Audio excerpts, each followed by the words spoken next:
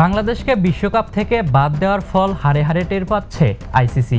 ইতোমধ্যেই টাইগারদের পাশে দাঁড়িয়ে ভারত ম্যাচ বয়কট করেছে পাকিস্তান, যার ফলে ক্রিকেটের নিয়ন্ত্রক সংস্থার ক্ষতি হবে প্রায় ৬,০০০ কোটি টাকা। আর এবার বিশ্বকাপের টিকিট বিক্রিতে ধস দেখল ভারত।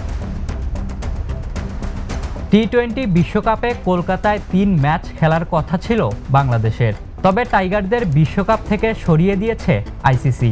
এতে আশঙ্কা ছিল কলকাতার ইডেন গার্ডেন্সে দর্শক কম হবে। বাস্তবে সেটাই দেখা যাচ্ছে। পশ্চিমবঙ্গের সংবাদ মাধ্যম আনন্দবাজার জানিয়েছে, ইডেনে বিশ্বকাপের টিকিট বিক্রি খুবই কম। টিকিটের লাইনে ৪-৫ জনের বেশি মানুষ চোখে পড়ছে না।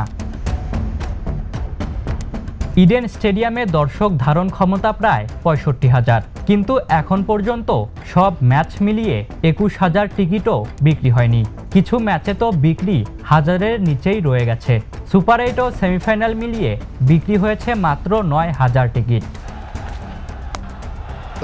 মূলত বিশ্বকাপ থেকে বাংলাদেশ সরে দাঁড়ানোয় দর্শকদের আগ্রহ আরও কমে গেছে বলে মনে করেন অনেকেই। মাঠের দর্শক টানতেও বিশেষ কোনো উদ্যোগ নেওয়া হচ্ছে না।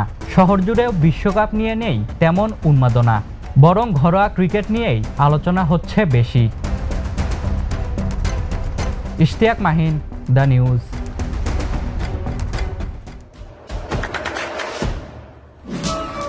দেশে দেশে সবার সাথে দ্য নিউজ।